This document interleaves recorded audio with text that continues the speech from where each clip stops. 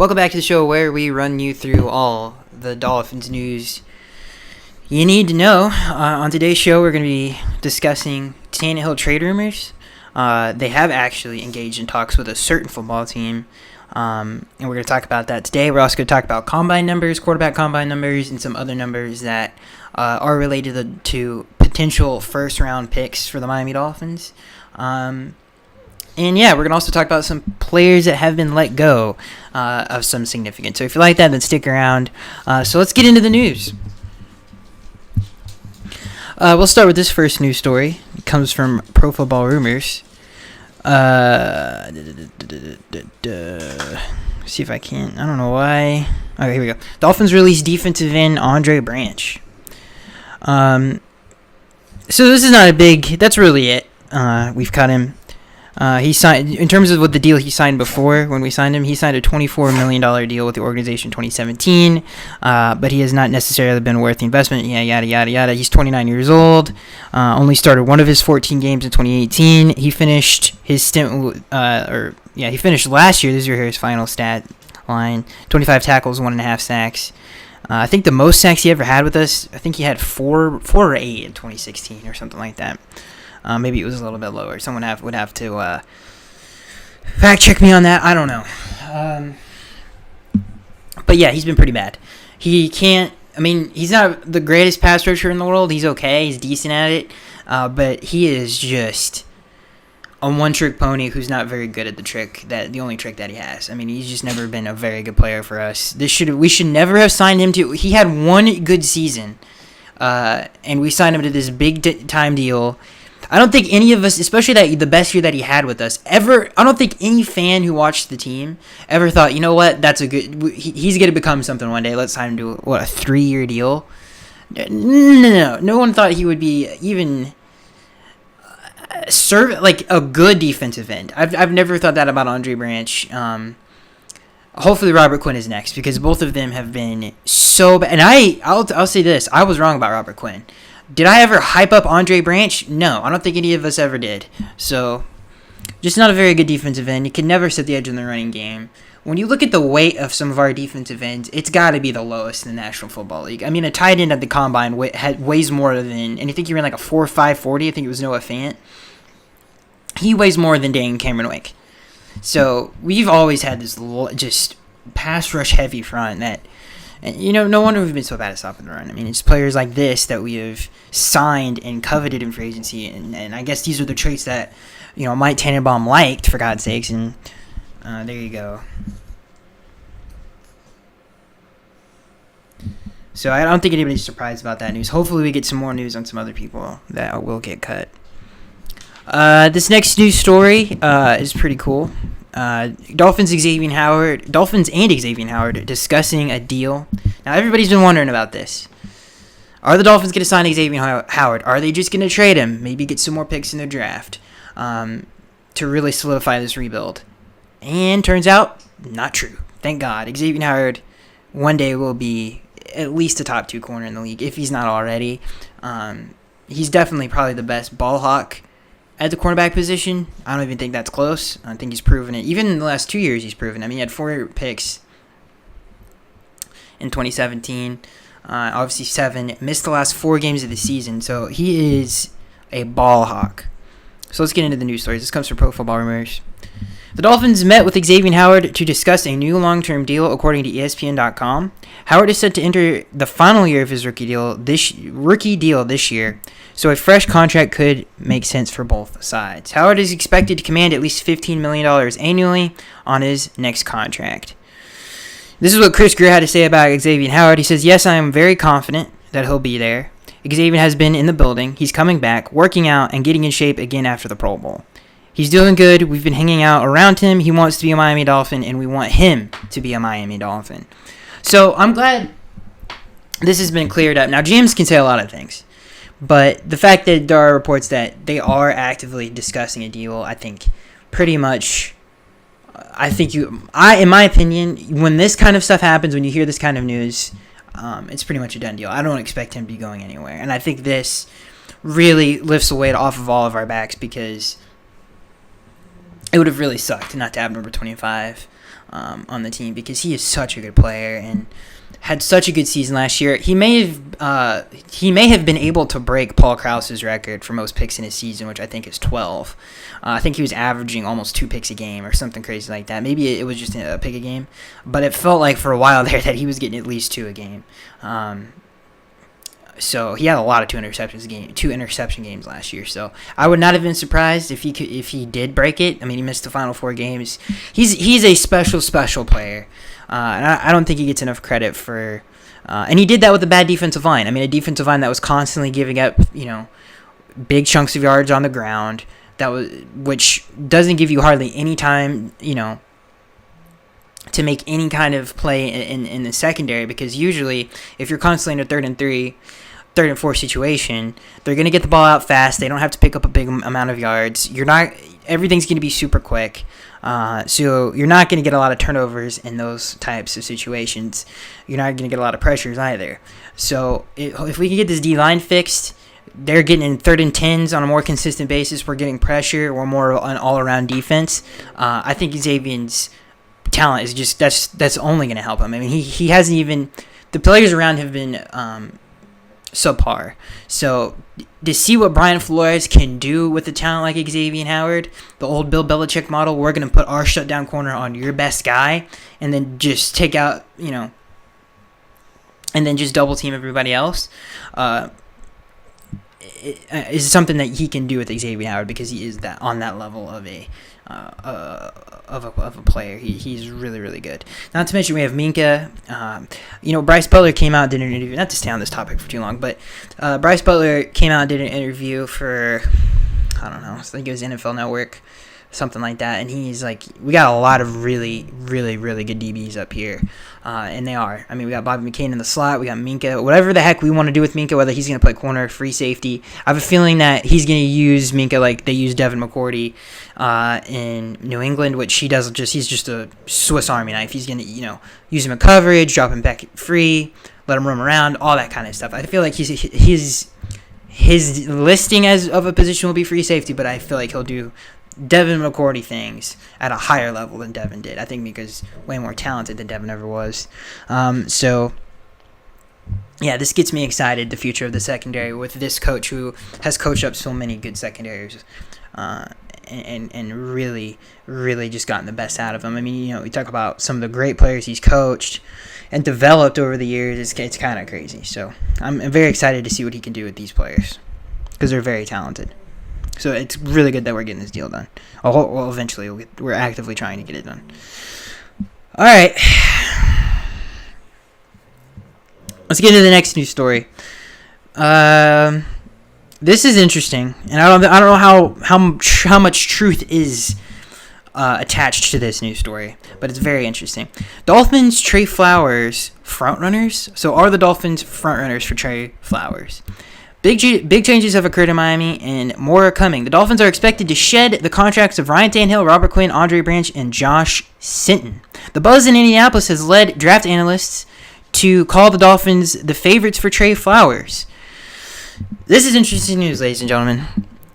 So there's obviously in the combine, GMs get together, they discuss deals. A lot of deals get done. I mean, everybody's there, so it's not, you don't have to pick up the phone. You can just go across the hall.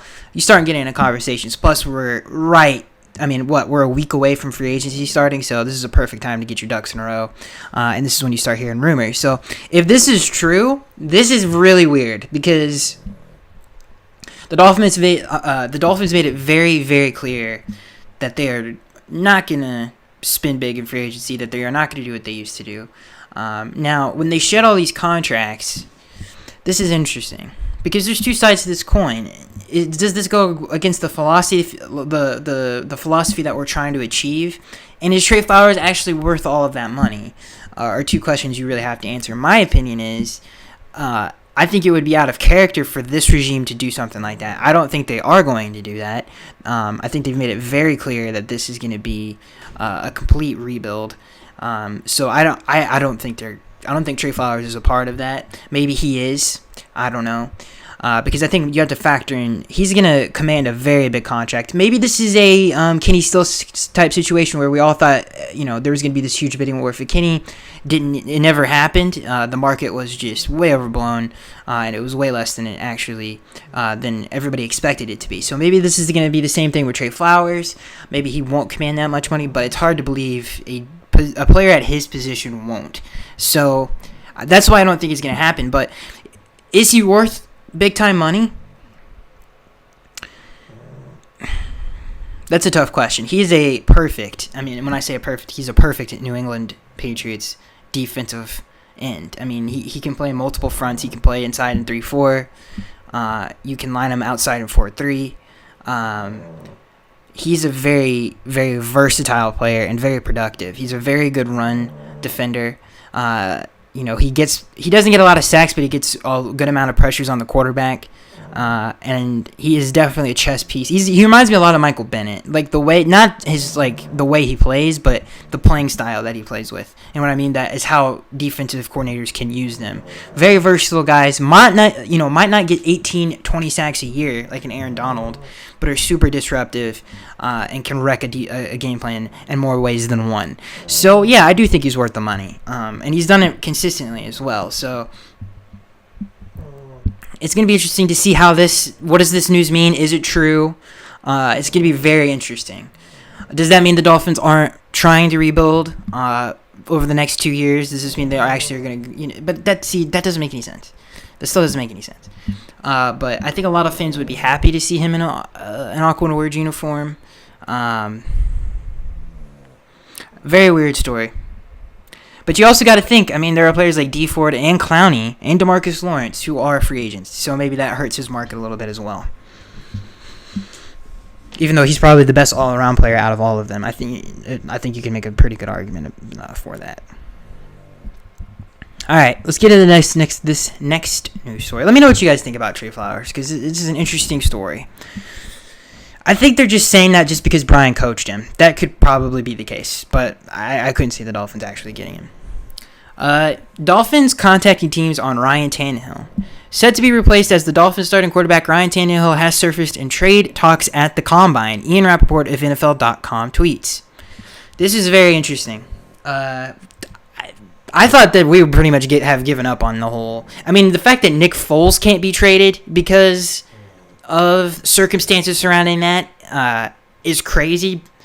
Granted, he costs more money, but at the same time, that's Nick Foles, and he's a Super Bowl MVP from 2 years ago. Just led the Eagles to a playoff berth when everybody thought they were dead. That's a different level of player who the Eagles couldn't even move. Now, obviously, that was for a variety of different circumstances. This one's a little bit different, but at the same time, it is kind of crazy, even though maybe it would have been a little bit more money if you tagged him and traded him. That's still Nick Foles, for God's sakes. And quarterbacks, obviously, they're quarterbacks, and they're very hard to find. So the fact that Tannehill still has a chance to be traded is crazy to me. Especially, I don't know, very weird. Unless we're getting rid of him for pennies on the dollar. Because that would be, this is a rough one. Ladies and gentlemen, this is a rough one. What the heck are we going to get for Ryan Tannehill? A 7th, 6th, maybe a 5th round pick with that contract? The last 2 years on his contract are a little ridiculous. So, in saying that, this is a perfect segue into the next news. What team are the Dolphins discussing a trade with? Now, this team has been involved in a lot of different rumored and or true trade talks, including Josh Rosen. So, let's get into that news story right now. This comes from sportingnews.com. Trade rumors. Dolphins have discussed a trade with the Washington Redskins for Ryan Tannehill. The Dolphins are trying to move Ryan Tannehill. Miami has discussed the 30-year-old quarterback with several teams, including the Redskins, according to a report from the Miami Herald. The report describes the trade talks as preliminary, with the Dolphins calling and or instigating the contact. Whew. This is interesting, ladies and gentlemen. This is really interesting stuff. I was hoping by the time we did this particular video that Ryan would have already either been moved or cut. This is insane to me. Now, I don't think he'll be traded because I just don't see it happening. I feel like he'll just be cut at some point. So, I don't know. But it's interesting. The Washington Redskins. I mean, that's a very desperate football team. They need a quarterback really, really, really bad. But I never even expected a rumor for him to be even on the trade block for that match. Like, I never expected any rumors about it at all. I didn't think there was a chance. So the fact that we're even getting rumors about this is really surprising to me. Let's get into the last and final news story before we get into the combine and what I thought about it. This next news story comes from the Finsider report. The Dolphins are, quote, not interested in Josh Rosen. That is a quote from Omar Kelly of the Sun Sentinel. That's literally the only thing to read right there. Yeah, doesn't surprise me at all. If it's true, I mean, Omar has been wrong before, but I don't expect the Dolphins to get Josh Rosen. I like Josh Rosen. I don't know why he's getting so much hate. I honest to God don't get it.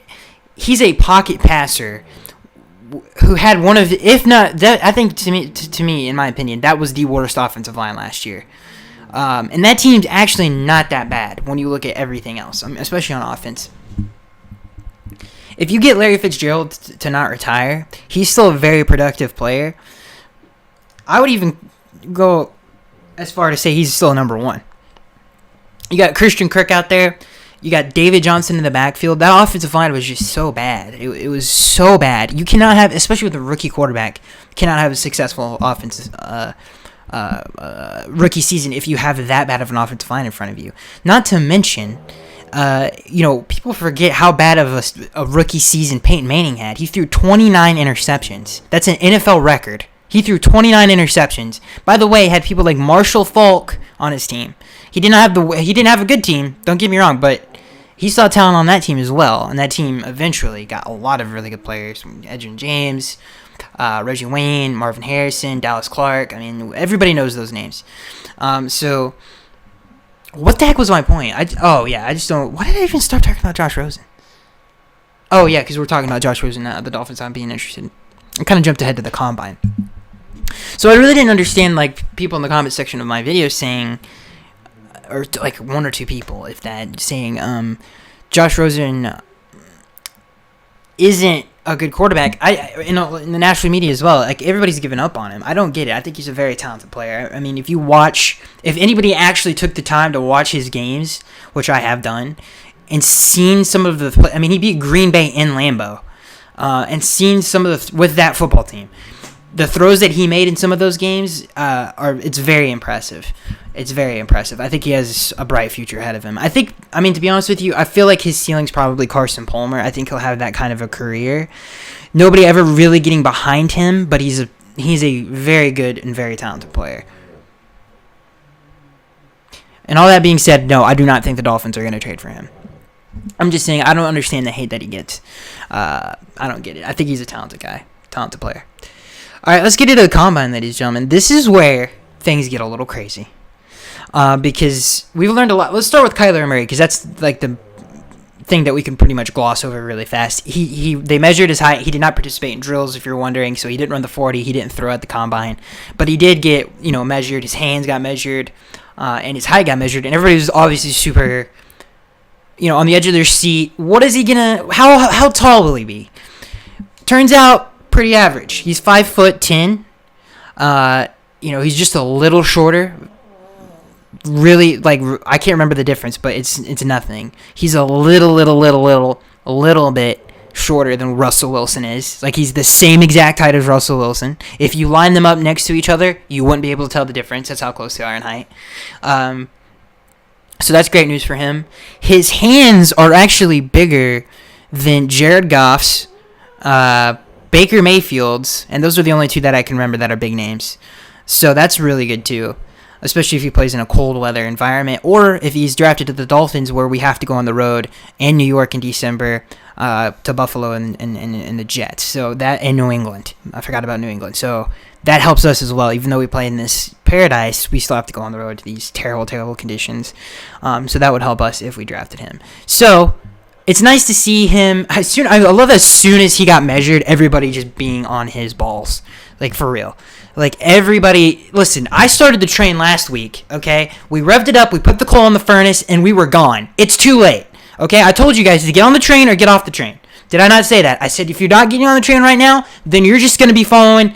You're in the wave, man. You just go with the national media, whatever they say. I said last week, get on the train. If you did not get on the train, you can't get on the train now. We're already halfway to the draft. We're actually already there. Okay? We're just circling around. I think he's in Dallas this year. We're just waiting. But if you miss the train, you miss the train. And this is what I'm saying, man.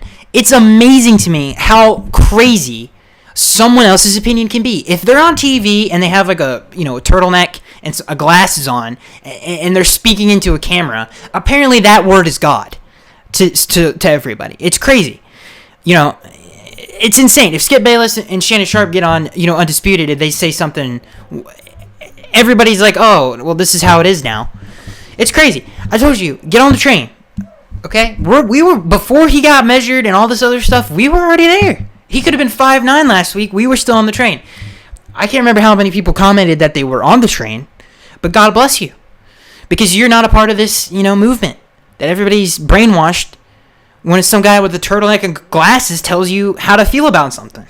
All right?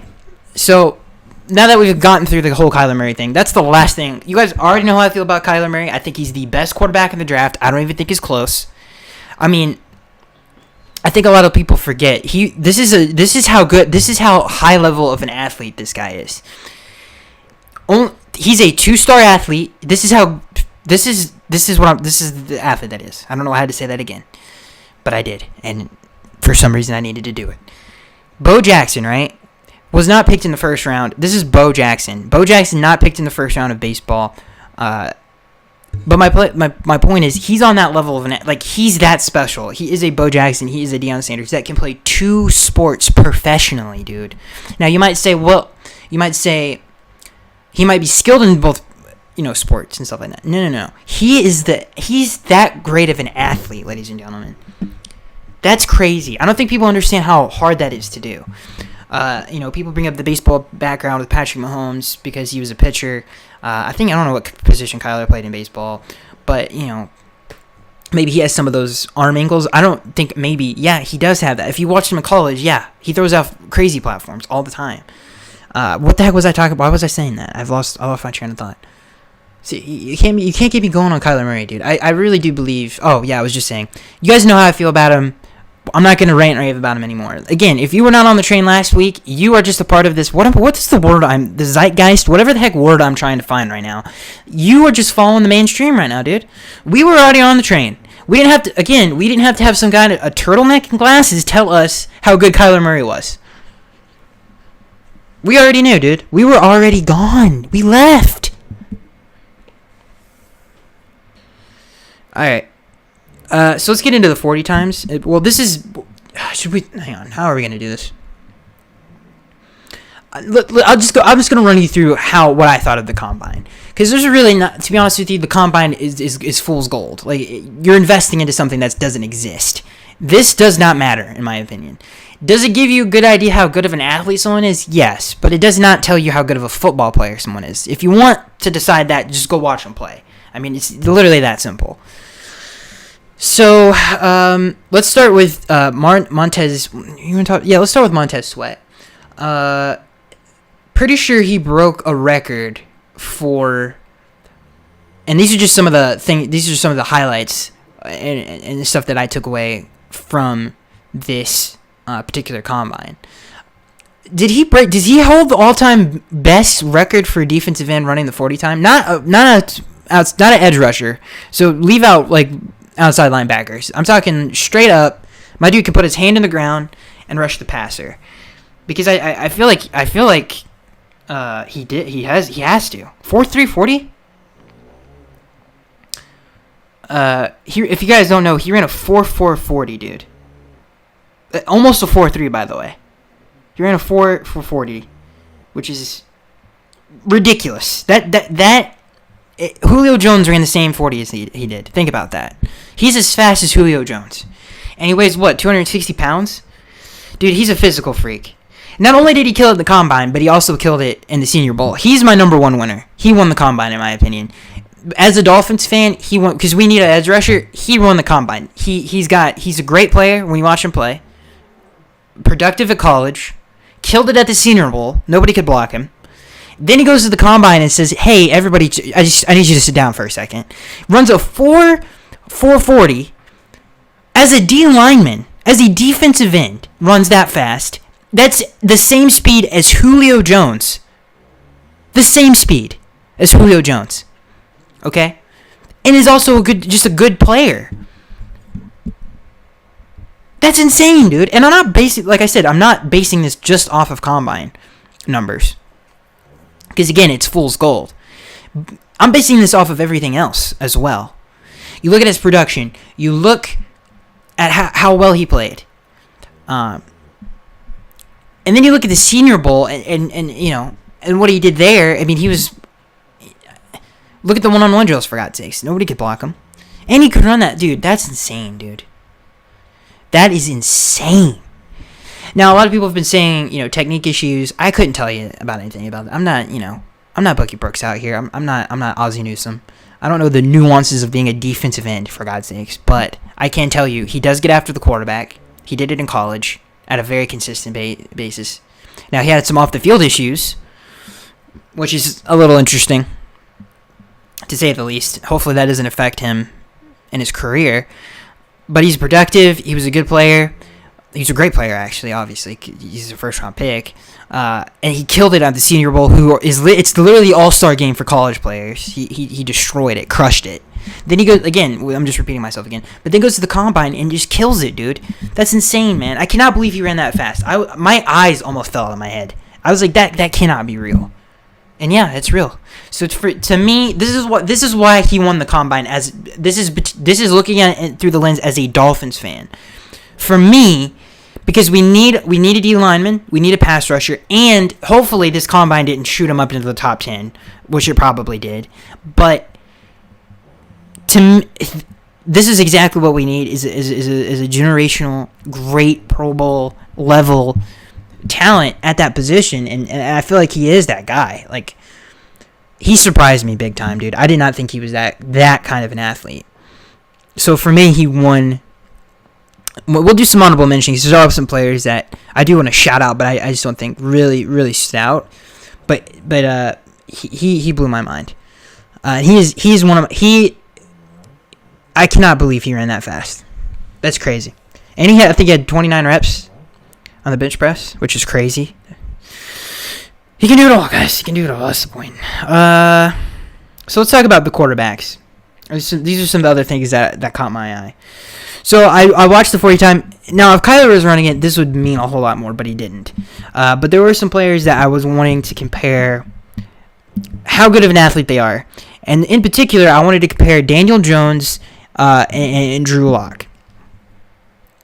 Now, and Dwayne Haskins too, but I mean, he did throw well, but I don't even think he missed a pass. His deep ball looked really pretty too. But we'll talk about here in a second. The reason I wanted to compare these two was, if you've been listening to the podcast, I really can't decide between the two and how to rank the quarterbacks. Recently, I've decided Drew Lock is better for a lot of different reasons, but I wanted to see what the difference in athletic ability was, and to my surprise, there is a pretty good difference. So Daniel Jones, he's known for this. The one thing that he had going for him is he's this crazy athlete. He's 6'5", 220, big quarterback who can run. And if you watched him play at Duke, he's had some pretty good highlights. So he finished with a 4.8 40 time. Now, for context, if you look at Josh Allen's 40 time, which I'm about to look up right now, who's also same body type, weighs a lot more though. You know, stouter dude, thicker man. Like, he just looks like a bigger dude. So the reason I'm comparing these two, or let's compare them to Tannehill. Tannehill ran a 4.6 40. Daniel Jones ran a 4.8 40. Completely different. Josh Allen ran a 4.7 40.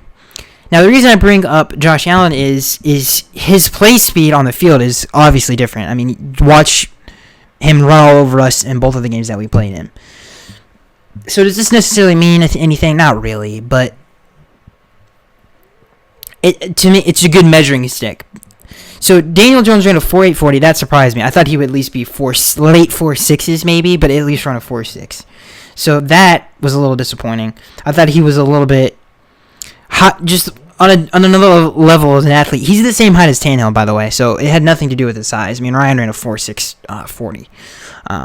So just there's a difference there in athletic ability. So I wanted to compare him to Drew Lock, who could have been a 2-star athlete. He had Division I basketball offers, by the way. So here's what Drew Lock ran. He ran a 4.640, which is crazy. He ran a 4.7. So his first one was 4.7. His second was 4.69. So basically a 4.7. But that's crazy, dude. I didn't think Drew Lock would have ran. I would never have guessed he would have ran a faster 40 than God, I have terrible memory. Daniel Jones. There's not a chance. So it's pretty crazy that he is faster than Daniel. So yeah, I think that, to me, that's the nail in the coffin right there, ladies and gentlemen. The fact that Drew Lock's a better athlete than him, I feel like is the nail in the coffin. Nail in the coffin. Better production, played in a way better division in the SEC, had a terrible team, still put up great numbers against pretty good defenses. I don't even think it's close. Has one heck of an arm. I don't even think it's close. Better athlete. I mean, I feel like that was the nail in the coffin. So that's another thing I took away for the 40 time, is those two matching the numbers up. As some other players that I felt some of the other things that I took away from it. Josh Allen, one of my favorite players in this draft, who I think, I've said this before, I think he's the best player in the draft. It disappointed me pretty. It was disappointing. His 40 time was very, very disappointing. Now, he's another example of just watch him play, because he plays a lot faster when you watch him. But I thought for sure he would put up better numbers than he did. So he ran let's see here. What did he run? Let me just, this thing's breaking, for God's sakes. Sorry, guys. I had this thing pulled up. Okay, here we go. God, I pressed the wrong button. This is important too. Sorry. But the point I'm trying to make, very disappointing. Let's see here. Here we go. Finally. Let's see. He ran a... Oh, that was a lot better than I thought. He ran a 4.640. I thought he ran like a 4.9 for some reason. I take back everything I just said. But I thought he ran like a 4.9. I don't know where I got that information from. Anyway, I take back what I said. I was about to say I was disappointed. 4.6, that's perfect. There's nothing wrong with that. That's fast. That's like Myles Garrett type of fast. That's pretty good. I don't know why I thought he ran slower than that.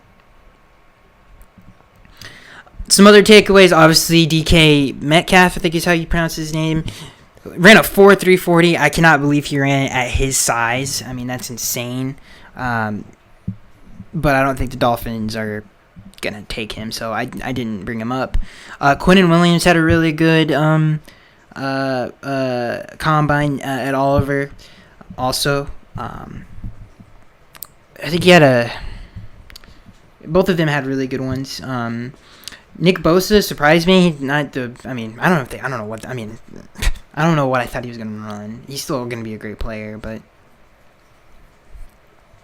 there are some other crazy numbers that people put up. Devin White, didn't think he was a 4.40 guy. Also, Devin Bush from Michigan. Hopefully I'm not getting his name wrong. Didn't think he was as fast as he was either. I didn't think he was that fast. Both guys ran 4.40s. Rashawn Gary, I think Rashawn Gary. Hopefully I'm not forgetting his name and getting it wrong. A lot of people thought he wasn't going to run well at all, and he posted one of the faster 40 times. I think let's see here. I don't know what he ran, but it was. I remember being a lot faster than I even thought. And he's an inside rusher too. Like, he's going to be an inside player, so keep that in mind. Yeah, Rashawn Gary. Let's see here. Yeah, he ran a 4.540. That blew my mind. I thought he was going to run like a 4.7, maybe 4.8. But the fact that he ran that fast is crazy. He's 6'4", almost 300 pounds, 277 pounds. That's insane. So he's another player that could be in play for the Dolphins right there. A freak athlete, dude. Who's a really good player at Michigan. I don't think I need to tell you guys that. Obviously, Devin White and Devin Bush is his name, right? Let me make sure I'm right about that. I hate when I get these names wrong. Michigan had a really good defense. Let's see here. Who cares? This isn't good content for anyone. So who cares? Yeah, it's Devin Bush. I thought it was Devin Bush. He ran, 440. He ran the exact same 40 as Devin White did. But that surprised me. I mean, he's 5'11", 234. Not the biggest dude in the world, but still, that I didn't think he could run like that. I think he. I mean, I run as fast as Julio. I didn't think that was a thing. Let me see what Devin White was. Well, I don't know why I'm doing this. We're 30. It's not too bad. You guys can deal with it. 35 minutes in, you guys are in. Yeah, he ran a 4.2 or same 40 as Devin White, 4.40, but he's taller and he weighs more. He's 6 feet, 230. He's like an inch taller, 237 pounds. So I think weighs about 10 more pounds. So a bigger linebacker. Plus he's one's Big Ten, one's SEC. Take your preference there. But yeah, so those are the guys that stood out to me so far in the combine. Let me know who stood out to you in the comment section below. Let's get into are we going to get into the Q&A? Yeah, we'll get to the fan Q&A. Again, man, if you missed the train, that's on you. Listen, I forgot to post the fan Q&A. We're not going to have a lot of questions to answer. I think we literally have 7 questions. And that sucks because I'm stupid and I forgot to upload the Get Your Question in video, which sucks. But, yeah, that was dumb. But we'll get into it. Next week, and I've said this before, but there's no way I'll forget next week. I keep forgetting. This first question comes from B. Dennis. He says, "Hey Skaggs, looking at the quarterbacks, are you still with the team build the trenches, or do you think we'll pull the trigger to get one this year?" Before I answer this question, B. Dennis, I want to give you my definitive. This is not subjective. This is objective. This is the definitive quarterback rankings, the perfect ranking. Okay. That no one can dispute. Oh, I forgot to talk about Dwayne Haskins. Yeah, he ran like a 5 flat at the 40-yard, but who cares? Nobody thought he was a sick athlete. Thought he was a little chubby. If anyone else knows that, I was like, he's a little chubby. Not as defined as some of these other guys. Is it a little gay? It's not gay. When another man's called, some of these guys, I think Daniel Jeremiah said, look at the quads on Nick Bosa at one point. Listen, am I going that far looking at another man's? No, I'm not going that far. I'm just saying a little flabby. That's all I'm saying. But this is the definitive quarterback ranking. This is the last time I'm ranking them. Number 1, Kyler Murray. The train is left. We're already gone. 2, Dwayne Haskins. 3, Drew Lock. And I'm only ranking 3 of them. That's it. There's your big 3. There's your big 3, ladies and gentlemen. And you know what? I'm tempted to put Drew Lock 2. I'm tempted to do it. You know what? We're going to do it. We're switching them. I'm putting Drew Lock 2. I'm putting Dwayne 3. And I'm doing that because of experience. I think Drew played for 3 years, maybe 2 years in the SEC. I don't think he played more than 2. I think he's only started 2 years. More experience, played in the SEC. He put up 44 touchdowns 2 seasons ago. I know Dwayne put up the 50 burger on a defense like Washington. But I think he's a better athlete. I think he's a spontaneous player. I think he's one of those players that can create offense and elevate the ones around him. So that's why I'm going to put him at 2. Because I think you have to be a good athlete in today's game to really make an impact. And I feel like Drew Lock surprised me. I didn't think he was on that level as an athlete. Okay, so Drew, let's see here. Drew started 3 years. He's played 4, but started 3. So I'm gonna put, and if in case you're wondering, in those 3 years he threw for 23. His first year starting threw for 23 touchdowns, 10 picks. His second year starting 44 touchdowns, 13 interceptions. And this last season 28-8. So not crazy numbers like Dwayne Haskins, but more experience and a way better athlete. And has a better arm. And that's why he's 2, ladies and gentlemen. Because we don't get... hey, just because you won or were a Heisman contender doesn't mean you're going to be an NFL Hall of Famer, okay? So, yeah, those are the definitive... And obviously, I'm joking. I'm not being serious when I say this. I'm joking around. But that's my ranking. I have Kyler 1, I have Drew 2, and I have Dwayne 3.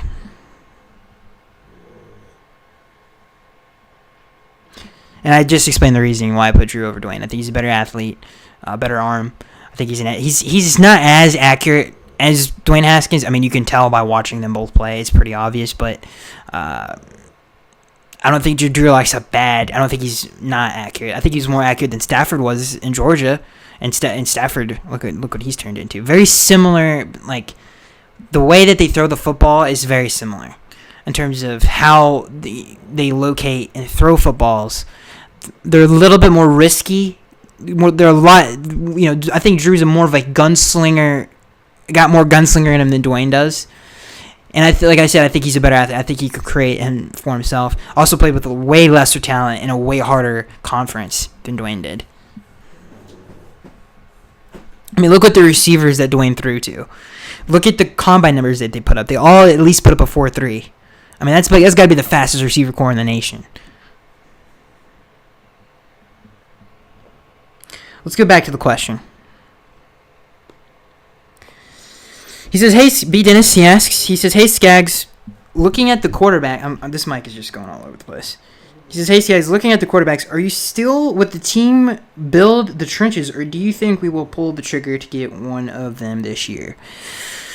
Whew, this is a tough one, ladies and gentlemen. This is a tough one.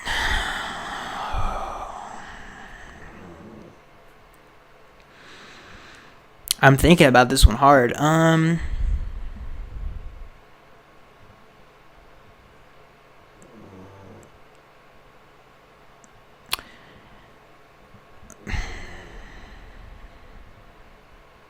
By the way, if you don't know, the Dolphins have met with Ed Oliver, Quentin Williams, and Kyler Murray so far at the Combine.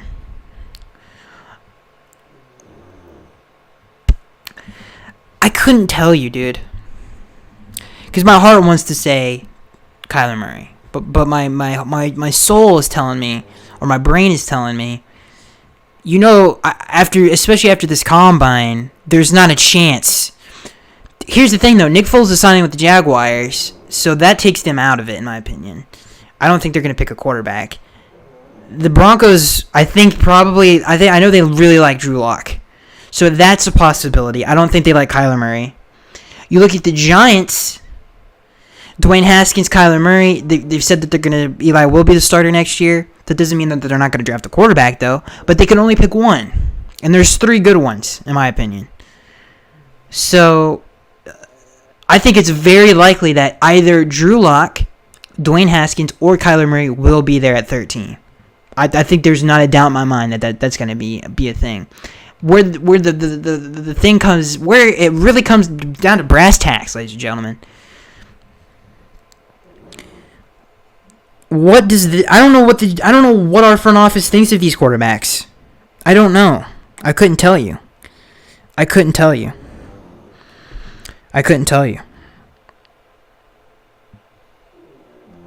know. I could not tell you. I think it's up in the air. I don't think you can say one way or the other.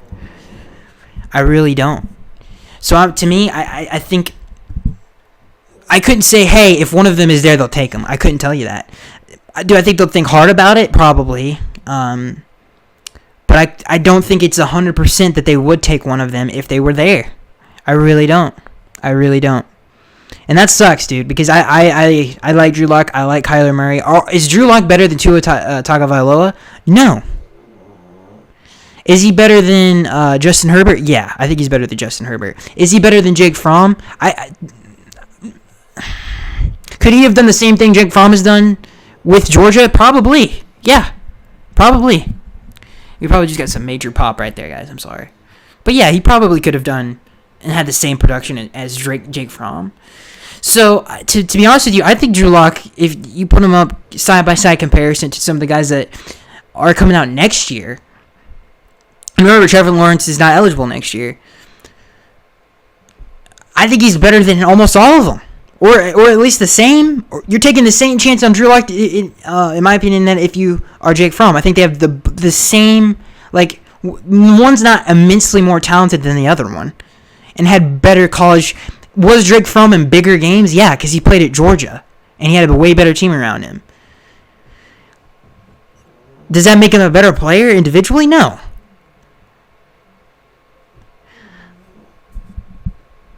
Is Jake Fromm a great player? Yeah, or a great player. I think he's a very good player, but I think Drew Lock, you can make an argument that he's just as good as Justin Herbert and Jake Fromm, especially Justin Herbert.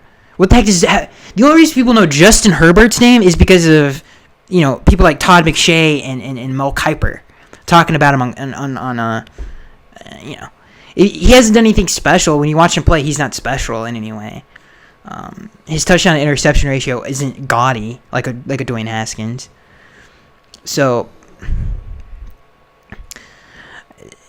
I think people are really underrating this quarterback class because I think Drew Lock, Dwayne Haskins, and Kyler are not that bad. I think they're pretty good. So, I couldn't tell you to be Dennis. I could not tell you. It's a tough call. My heart wants to say they would, though. But I will say this, that one of them will be there, for sure. And I know that wasn't the question, but find the answer in there somewhere. I couldn't tell you, if I'm being honest. I couldn't tell you. B. Dennis asks, this is his question. This mic has been all, this is probably, there goes the, whatchamacallit. What the heck was I about to say?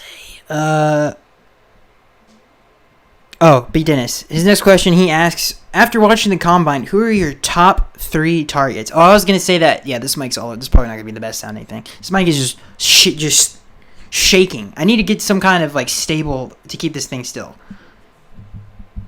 Beanie Dennis asks, after watching the Combine, who are your top 3 targets? Targets. I would say the guys that I've been most impressed with that the Dolphins have a legitimate chance of going after, and these are just Combine numbers. Because if this was my players list, I think it would be a little bit different. But just based off the Combine, in context of that, Montez Sweat, I think he's probably the most impressive in my opinion. I did not expect him to be on that, like I said before, on that level. Drew Lock really impressed me with how he ran. I didn't think he had that in him. I didn't think he was a 4'6", 4'7" guy. So that impressed me. I didn't think he was that type of an athlete. Who else? DK Metcalf. But we're really not in the market for him. So I'm going to take him out of there. Quentin Williams, he just did what we expected him to do. Josh Allen expected him to do what he did. Didn't do anything special. But those are the 2 guys that I was like, wow. That I learned something about, I guess you could say.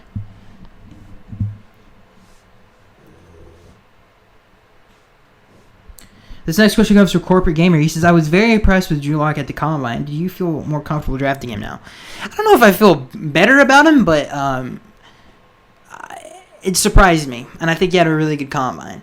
And I know that I'm saying things about Drew Lock that I haven't said in the past, but I just, more and the more that I watch, and the more that, just basically the more I've watched of them, the more I feel comfortable, and especially with the leadership thing that you've been hearing about Drew Lock, the experience that he's had in college, I think a lot of people are underrating that. The experience that he's had, he's the most experienced quarterback in this draft. I think he's the best. He played in the SEC, for God's sakes. I think he's more plug and play than either. You could say that he's more plug and play just based off of evidence alone than the other 2, instead of speculation. So I think all of those reasons why I feel more comfortable with Drew Lock, to answer your question. This question comes from Corporate Gamer. He says, thoughts on DK Metcalf at the Combine? I mean, it was insane. I told my brother, I said, there's no way he runs a fast 40. Look at the man. I mean, it looks like he's pumping steroids into him. He looks like a dang Greek statue, for God's sakes. I didn't think he was going to run that fast. The fact that he ran a 4.34, almost a 4.2 40, is crazy, dude. He's a Calvin Johnson, Julio Jones type of a guy. Like, he's a once-in-a-lifetime talent at that position. Like, he has the production in college, 1,000 yards receiving. He has health issues, but other than that, that's his Achilles heel. Other than that, he's the perfect prospect.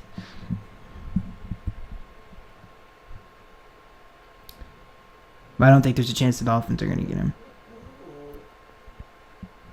This question comes from Corporate Gamer. He says, when was the last time New England took a receiver in the first round? If they ever did. I don't think they did. I don't think they've ever taken one in the first round.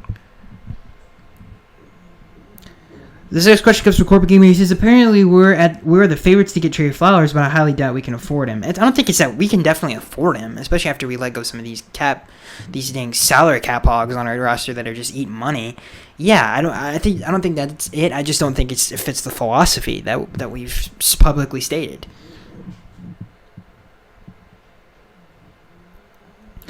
This next question comes to Corporate Gamer. He says, hopefully we extend Juwan, James, and Howard, and even Tunsil coming up.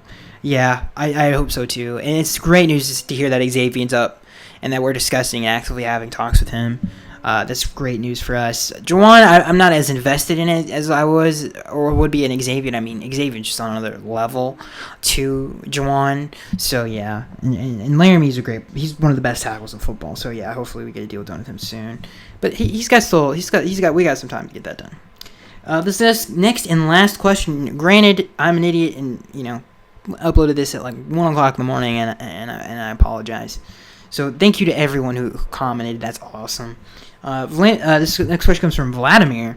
He says, what is your opinion on Kyler Murray not performing? What is your opinion on Kyler Murray not doing drills at the Combine, not performing at the Combine? I don't care. I don't understand why he didn't do it. Now, the fact that he said he's going to run at his pro day gets me excited because Andrew Luck did the same thing. He didn't participate in the Combine. He did his pro day. So the fact that he's going to run at his pro day, he said he might throw at his pro day, is fine. It just sucks that I have to wait longer to see that, but that's very exciting. If I was Kyler Murray, I would not have ran the 40. The thing that scouts and football players say all the time is game speed is different than sprinter, no pads on, all that other stuff. Speed, it is a lot different. It's way different. So I wouldn't have ran the 40 if I was Kyler, because you can just see what a kind of athlete he is on tape. You don't have to see that in a dang 40-yard dash. But I don't understand why he didn't throw. I don't get it. I think he would have impressed a lot of people if he threw at the Combine. I really do. I think he would have done better than any of the rest of them. Anybody who has seen him throw in person, all they do is rave about how it just is like a dang cannon. Like it's a cannon. I mean, Dan Patrick said that the only time he's ever experienced something like that is when when Aaron Rodgers threw in front of him. That's high praise, man. That's high praise. So it would have been cool to see him throw. It would have been even way cooler to see him run the 40, but we'll see. The fact that he's doing his pro day is really, really, really exciting, and I can't wait to see that. All right. Now, the tickets were given out last week. We don't have any more tickets. There's no more reserved suites. We can't, the train is full, basically. Everybody who wanted to get on board is now on board. If you're not on the train, you can't get on the train. The only way to get on the train is admit that you're wrong. And the only way that's going to happen is when you see Kyler Murray play.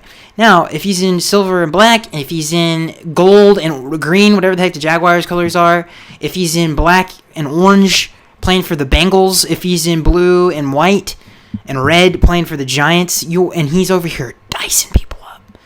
I mean, just maybe he's a Cardinal. Ugh, please don't let that happen. Dicing people up. Then you're going to wish you were on the train. And so will the front office. Unless we get another like Hall of Fame type player. They're also, but we're talking about a quarterback right now. What are you if you don't have a quarterback? You're nothing. If you do not have a quarterback, you're nothing. Especially in this league today. It's a quarterback-driven league more than ever, more than it's ever been. If you don't have a quarterback, then you have nothing.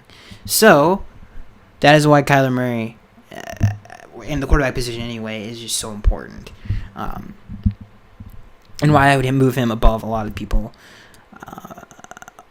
on my board. But yeah, so again, the train is already gone. Hopefully you got on the train. I want to see. Let me know in the comment section below if you're on the train. If you're not, that's all I gotta say. I think he's secretly inside everybody's heart. This man's gonna carve up the league. Dude, there's not a chance that he doesn't. I'm calling it right now. He's gonna win Offensive Rookie of the Year. Maybe DK's his only competition, but there's no way he doesn't do it. He's such a good. He is such. I don't get why people don't see it. I mean, he's one of the best dual threats we've ever seen come out of college.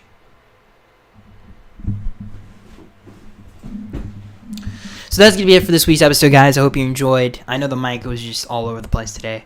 I apologize for that. Tomorrow we will get this thing stuck on the ground. It will not move. I promise you that. I'm Skagster83, and I will see you guys in the next one.